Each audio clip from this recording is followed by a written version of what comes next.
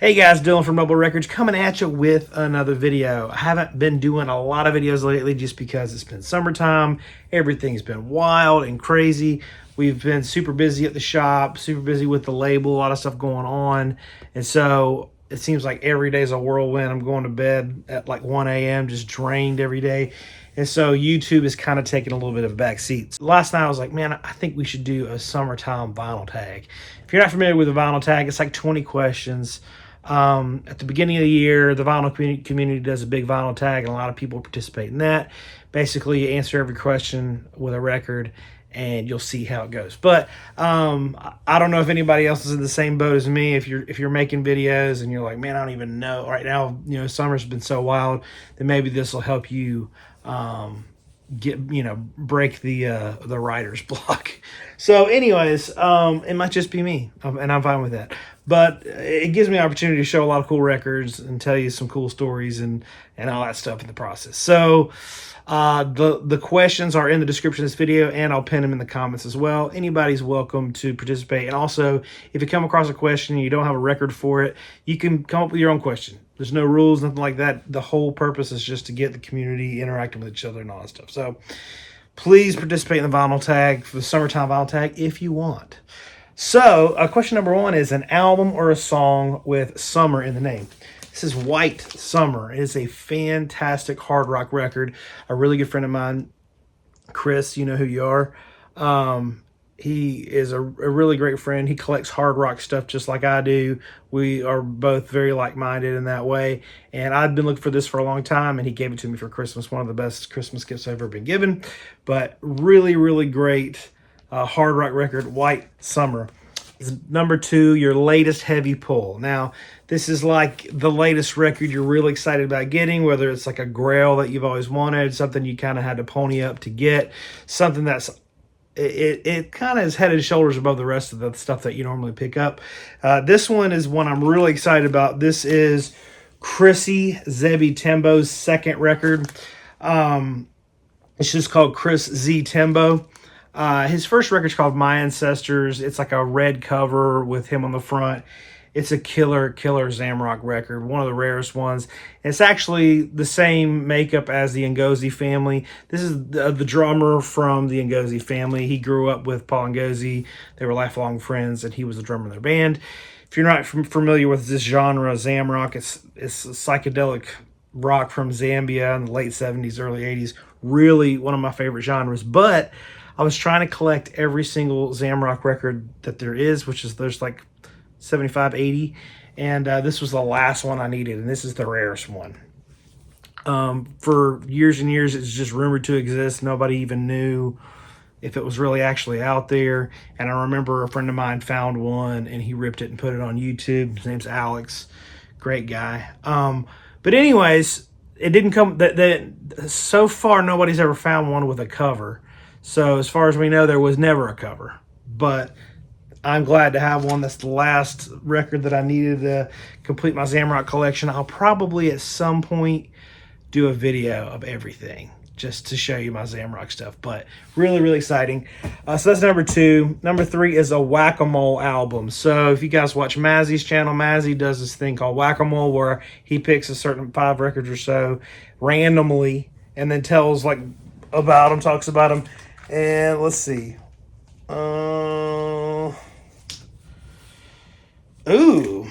This is Aguilari. This is from Argentina. So it's some South American hard rock. Man, I've not pulled this record in a really long time. I need to play it. But this is called Brumas. I believe this is their second record, but they have another one. It's got a black and white cover that's a little bit more iconic. Really, really good. If you like stuff like Papo's Blues, this is like Argentinian hard rock, blues-based hard rock. Really, really good guitar work and all that stuff. So it's called Aguilari. All right, that's number three, Wack-a-mole album. Number four is an album cover with an animal on it. I love album covers with animals on them. So I love to see others. This is a really cool one called Food Brain. The name of the band is Food Brain. The name of the album is Social Gathering. This is a record. It's a Japanese hard rock record in the same vein as Flower Traveling Band, Shinky Chin. Great, great stuff. And this is a record that I wanted forever and ever and could never find it. And right before I opened my shop, I took a trip to New York City. It's funny, I had no plans of opening a shop at all.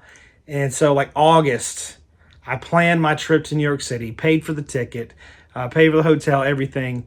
And then, like, the next day, I got laid off from my job. And then, like, my world went into a frenzy, and I was like, what the heck am I going to do with my life? And I decided to open a store. So, anyways, my trip was scheduled for, like, a week or two before the store was set to open, but I already paid for it. So, I had to go, And so I didn't have any money while I was there. And anyway, so I was in New York City, and I saw this at Face Records, which is a Japanese-based record store in New York City, and I saw this there, and I was like, I have to buy it. I can't not buy it. But it was like $300 or something, and I just, like, at that time, $300 might as well have been $1 million. I didn't have it, and I was like, well, I'm not going to buy it this time, but it's cool that I held it in my hands, and at some point it'll come around. And eventually one of my buddies was selling his collection, and he had one because he collects the same kind of stuff I do, and I got it. Number 5 is an album with a great story. Jimi Hendrix, Are You Experienced? And you're probably like, I see that album at Target all the time. Yeah, I know it's not a super rare record or anything like that, but this is actually really rare because it is an original first press with a tricolor label, which is rare, but not even that rare. But this is a, like, stone mint copy. Cleanest possible copy you could find. After many, many copies of this throughout the years, this is the one I ended up with. This is as clean as you could probably ever get one. Shout out to the Jazz Basement. Jason, he hooked me up with this a while ago. But this is a tip-top copy of this. Could not find a nicer copy. But anyways, the story is actually not about this record. It's about me growing up. So I grew up in rural North Carolina.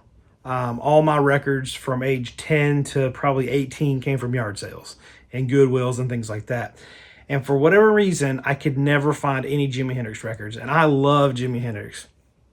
Even though I was mainly into collecting records, we had, Napster and LimeWire. I use LimeWire all the time and would download stuff or whatever. And I had some CDs too.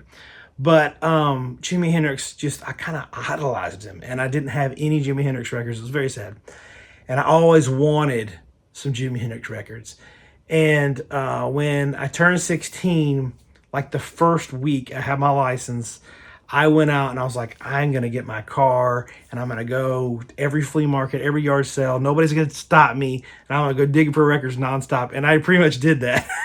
But the first yard sale that I went to when I had my license, I go up and the lady has nothing. And I just like, hey, you don't have any records, do you? And she's like, yeah, I got some in the house. You want to come look at them? My dad's, he always told me, never go in someone's house because they could murder you, And so I was like, I'm really not supposed to go in people's houses. My parents told me not to. And she's like, we'll leave the door open, but I'm not carrying them out. So if you want to see them, you got to come in here.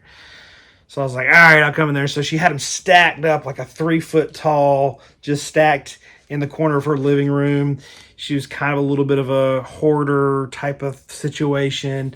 But I started going through and she had like every Hendrix record. And this one was in there. It was like on the very top. And I know that it had happened before, but my heart just sank. It was one of those moments, when you first start and you're really excited and your heart just like starts thumping. You're like, oh my gosh, there's something that you found. That was really cool. The only other one I did have a Electric Ladyland that was just obliterated that I found at a Goodwill. But anyways, so that's number 5, an album with a great story. Number 6, an album that you'd be surprised to see in my collection. This is The Curious George. Jack Johnson and Friends, sing-alongs and lullabies from the film Curious George. As you might know, I do have kids, and my kids like Curious George, especially when they were younger. They liked Curious George. But I would have this even if I didn't have kids because, this is so weird. When I was in high school, I was really into Jack Johnson. And then, I don't know what year he did that Curious George movie. It had to have been like 2006 or so. But, that was like my peak of, I really liked Jack Johnson at that time. And I bought the CD, and every single morning I'd sit on our back porch watch the sunrise, drink a cup of coffee, and listen to some Jack Johnson. So every time I hear these songs, I remember that. Just being in high school, getting ready for school. Our school was like ridiculously early. Like I think we had to be there at like 7 a.m. Like there at 7 a.m. So I had to get up before the sun came up, and every morning I really tried to breathe in the fresh air. We lived out in the middle of nowhere, so it was really nice to be able to sit out there completely alone and drink a cup of coffee, watch sunrise. Every morning I did that, and it was awesome. I can't see a lot of kids doing that now, but I did it then. And a lot of times, this was like the main CD that I would listen to, even though it's Curious George and that's very weird. I liked it. I was a weird kid. So let me see. With an album that's number 6. Number 7 is Cheap Heat. I love learning about new Cheap Heat. There's always cheap heat to be learned about. What does that mean? That means a record that is better. It's a really good record that doesn't cost as much as it should. And this is Billy Cobham, A Funky Side of Things. This is a promo copy even. But these top out at about $6 or $7 probably. But it is a nasty, funky record. Anything with Billy Cobham on there, you got to grab. Great, great, great jazz, funk, or just straightforward funk. Great stuff. This is a fantastic record. Like I said, $5 to $7 all day long. And it is every bit worth it. It's a fantastic record. Another one this is Billy Cobham as well. This is Spectrum. This one goes for a little bit more. This copy is like super, super clean. A lot of times they're beat because they got that black cover. There's usually some ringwear and stuff. But this one's like go a little bit more like rocky, funky type stuff. Very, very, very good record. This one's a little bit more expensive, but still it was next to it, so I thought I'd grab it. Number 8 is a 45 or an alternative format. So if you have a cassette or a reel-to-reel or something like that, but I wanted to show some of my 45s. I've been collecting 45s, and I gotta say, most people don't care. Most people only care about the LPs, but I want to show a 45 when I can. This is the one I'm most excited about that I recently got. This is Ash, Midnight Witch. Go look this track up and listen to it on YouTube. It will freaking blow your mind. It's Australian hard rock. Unbelievable track on this Havoc. This Havoc label has so much killer stuff on it. I'm just kind of like, over the past 3-4 months, been diving into 45s. This is one everybody wants. It's kind of a grail amongst 45. Hard rock 45 collectors. Just one of those big ones. Super stoked to have it, but 45s are just so much fun, and there's so much on 45s that are not on LPs, so you kind of got to. All right, so that's show off 45. Number 9, favorite music documentary or biopic. I think I would have to say Be There to Love Me. It was a Townes Van Zandt one, and it is probably my favorite. That's the one I will watch over and over again. I have to be careful with Townes Van Zandt stuff because there's no music in this world that has hooked me like Townes Van Zandt does and can affect my mood like Townes Van Zandt does. When I get to where I'm listening to him for a few days and watching the documentary and stuff like that, I do it probably a couple times a year, I get depressed, man. It's sad. It's so sad, but I just I just feel it so deep. Anyways, but there's no other musician that's affected me like Townes Van Zandt. Led Zeppelin's just music I really like to listen to. It's my favorite band I always talk about. But Townes Van Zandt breaks my heart, and sometimes it feels good to have a little bit of a broken heart. So anyways, so that's one. Another one, it would be The Devil and Daniel Johnston. That is a fantastic documentary. Highly recommend it. And I really want to see the Rocky Erickson one, You're Gonna Miss Me, but can't find it anywhere. So if anybody has a way for me to watch it, I would love to see that. I'm dying to see that. But anyways, that's what I want to see. Number 10 is show a box set. I got a lot of box sets. I don't listen to them very much. I probably should get rid of them, a lot of them, because I don't ever listen to them. But this is one I'll never get rid of. I love this box set and I haven't shown it in a really long time.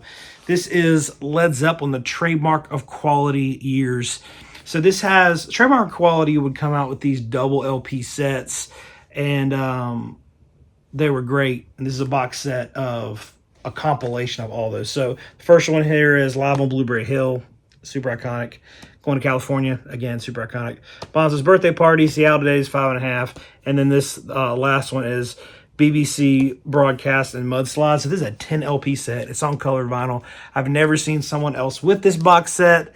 It is, it must be pretty rare, but this is one I've had for a very, very long time. Number 11 is most trashed record in your collection. I try to pride myself on a clean collection, but there's some trash records in here because I collect Zamrock and African records and reggae and like even some like salsa and Cuban stuff, and anything that's like been DJ'd to death is usually trashed. But this is one I really wish I had a nice clean copy of, but I don't. This is Blackfoot, The Footsteps. This is an incredible Zamrock record, and it is absolutely obliterated. The disc is just as bad as the cover. A friend of mine just sold one of these on, he posted it on Instagram, and I missed it, and I was super sad. But now that I have every Zamrock record, I'm trying to buy upgrades. Like, so I would love to get a clean copy of this. It is listenable, but there's a lot of crackle. But that I've got a lot of Zamrock records I could have chosen for most trash, but that's probably the one that, you know, really actually is the most trashed. Let's see. Number 12 is a local album. And so maybe I should have wrote it this way. I want to see the most local album to you. To me, it is Underground Fire. This is one that's on our label. That's probably going to be a first release that comes out. This is from Monroe, North Carolina. There's a lot of... So where we are in North Carolina, my shop's in Matthews. I live out in the middle of nowhere. That's not important. But I grew up in Monroe for a while. And so, like, until I was 8 or something, I was in Monroe. So my childhood was mostly in Monroe. And this is from Monroe, which is really cool. I don't know of any, you know, private press, local records from Matthews. There's a lot from Charlotte. So, but this is the most local to me, Underground Fire, which is kind of one of the reasons I really wanted to do it. And it's a fantastic record. Love it. But that's probably the most local, closest one to me. So number 13 is an album from a faraway land. This SAS group has got to be one that's farthest away. This is from Indonesia. I don't have a lot of records from Indonesia, but this is one. There's a track on here called Baby Rock, and it is out of this world hard rock. Unbelievable. I would suggest looking that track up. It is tip top hard rock, and it's from Indonesia. These guys were previously in a band called AKA. They put out a lot of records, a lot of really great stuff, but this is just kind of the one, you know, the one from their catalog that is most desirable. This is one I just recently got. It is an absolutely mind blower from Indonesia. SAS group. Great stuff. All right, show a soundtrack. Number 14 is show a soundtrack. I'm going to show Halloween. Okay. Got this in the Florida collection that we got a couple years, maybe it was a little over a year ago. And the past couple years, I have, as an adult, started watching horror movies. I never did as a kid. My parents were very religious and really deeply forbade me to watch horror movies. And I was a pretty good kid. I listened to what my parents told me.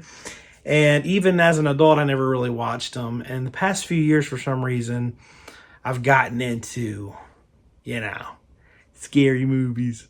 I guess I missed it as a childhood. I never even went trick-or-treating my whole life.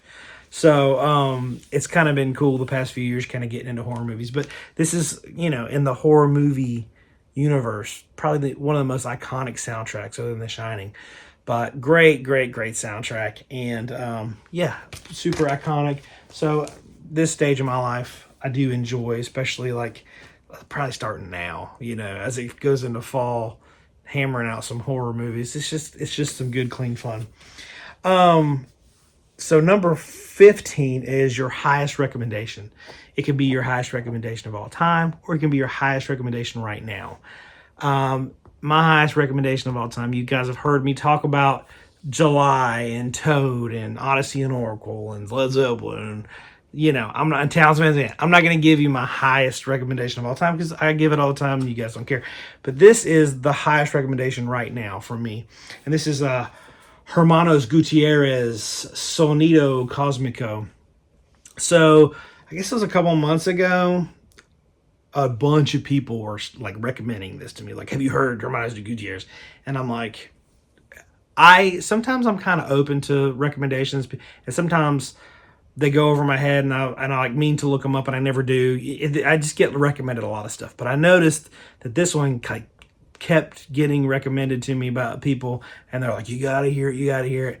And so one day I put it on, and out by our pool we have like a Bluetooth speaker out there, and I put it on while we were all like, my whole family was swimming, my mom was there. And my mom's kind of like, she loves music, but it's like only a very specific type. It's got to be country music or like Commodore's type of funk. Very mainstream funk, nothing too crazy. Other than that, she's not, and so this was on, and isn't that the type of thing I would think that my mom would like? And she's like, what is this? I really like it. I'm like, I like it too. It's Hermanos Gutierrez. And she's like, whatever.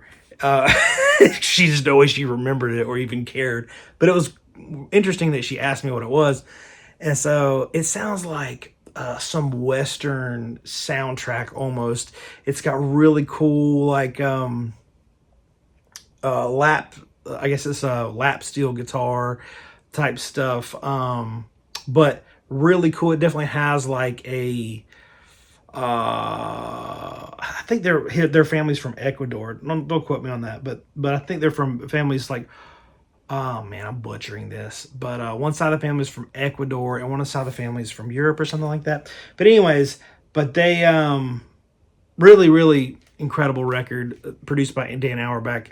This is, I think anybody could like this record. But anyways, so as soon as I heard it, I called Logan. I'm like, hey, Logan, Hermanos Gutierrez, order 1 million copies now. No, I told him, I think I told him to order like 10. I said, order 10, play one in the shop and see how many we sell. And we sold them all in like a day or maybe a day and a half. Every time we put it on, 3 or 4 people would come buy it. It was crazy because it was just one of those. So we're out of stock at the shop. But we're getting more. I think we might already have more, but we ordered a bunch of them. Okay, number 16, highest on your want list. I am notoriously, I do not share my want list. I've told the stories why, but people will usually, if I tell you what I want, then people will look it up and they're like, oh, I want that too. And then they'll try to beat me to it. And then I'll have more people to fight against to get it. You know what I mean? So I don't tell people what my want list is. I just tell you what it is after I already find it. Fair enough. But this one I will tell because it's so impossible to find that probably nobody would find one. One of the biggest ones would be a record called Granny, which I think there's only like 99 copies in the world. Impossibly rare. But another one is called Captain Marriott, and it is a absolute mind-blowing prog record. It's a must listen to if you like prog in any way. It's fantastic. And it's not like super out there prog. It's like hard rock prog. It's very, very, very good, but super rare. Probably never find one, but that one is up there at the top. Number 17 is a channel shout out. I love a good channel shout out. The one I will give is Sorin vinyl, Sorin vinyl. And this kid is awesome. I started watching his videos a few months ago. Like he just did was he found July, he got a steal of deal on a July record. But another one was like there's like 34 Elevators, Easter Everywhere, Funkadelic Maggot Brain. But he goes through, he's in the early stages of, well, I would say, early-ish stages of collecting, where he's starting to really get into the heavy stuff, the really hard to find stuff. And so he's one of these kids. I respect it. He's always out there digging, always trying to find stuff. He's 19 years old. Anyways, he lives in Maryland. So funny, the other day I was driving to the shop. It was a Saturday morning. I could pull in, go in the shop. Me and Logan are talking. I look over, and there he is in my shop. He's from Maryland. It's really weird. Anyways, and I was like, dude, I was just watching your video. I opened up my phone, and like as soon as I opened it up, there it is. So he knows I wasn't lying. So it was just kind of a weird moment that he was just in my shop. But I got to sit down and talk to him for a long time. I was pricing records, and he was waiting for his ride to come pick him up. And we just kind of talked about music and record stores and all that stuff. Really bright kid, 19 years old. Follow his channel. He's cool. I don't watch a lot of record related YouTube videos, but that one I do. What I like about his is that his level of excitement for stuff, and that's the best time to collect, is when you're getting into stuff and you're finding stuff for the first time, and you're really excited about it. So that's what I like. It's a little bit contagious to me. So that would be my channel shout out, number 17. Number 18 is a silver lining in vinyl, or the vinyl community. So something, I see all these videos, everybody talking negative about the market of vinyl, or the this or that, or this is too expensive, and the quality control, and blah, blah, blah. There's so much negativity, and I don't need all that. I need the positive stuff. So give me something positive that you really like that is going on in the vinyl community right now.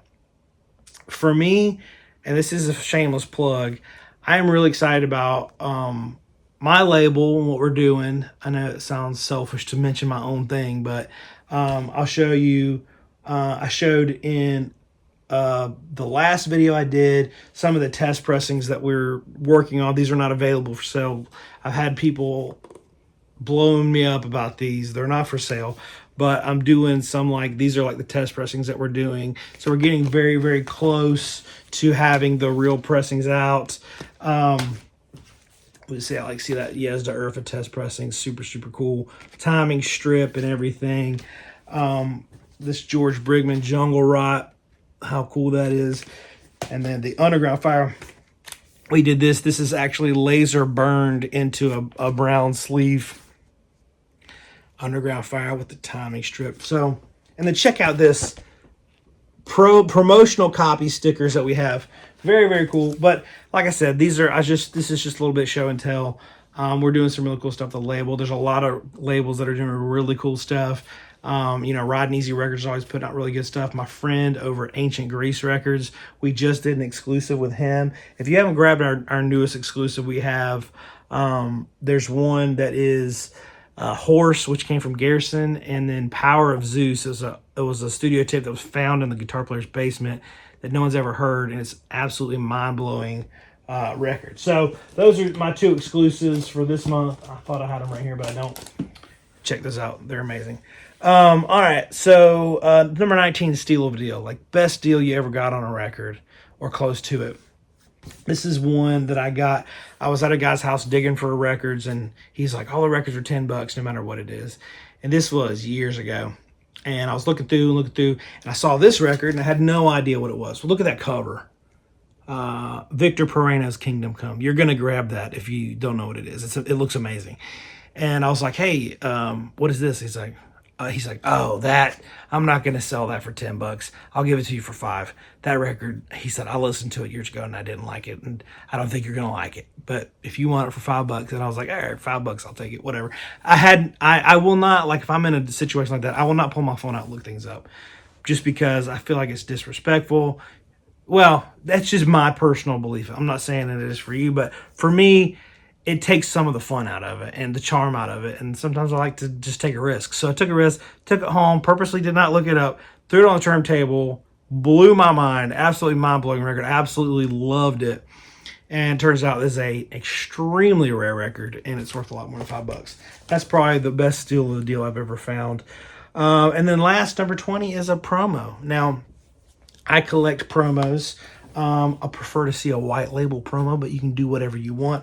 This is the latest promo I've got. I'm always trying to get all the Sabbath promos. I think I have almost all the white label promos. I'm missing like a couple. But anyways, this is the white label promo of Sabbath, Bloody Sabbath. I actually thought I had a copy of this record. I actually didn't even have a copy. Unless it's hiding somewhere in my shelves, but I couldn't find it the other day. I was pulling out my Sabbath stuff. So glad to have a white label promo. A buddy of mine found this. Actually, I had another record store and brought it in and traded it to me because he knew I needed it. But anyways, hope you guys enjoyed this. Hope that you guys can do a really fun vinyl tag. Would love to see it. Hope everybody's summer's going super well. I can't wait for this heat to be over and we be back into the swing of things. But hey, it is what it is. Hope you guys are having a good one. We'll see you next time.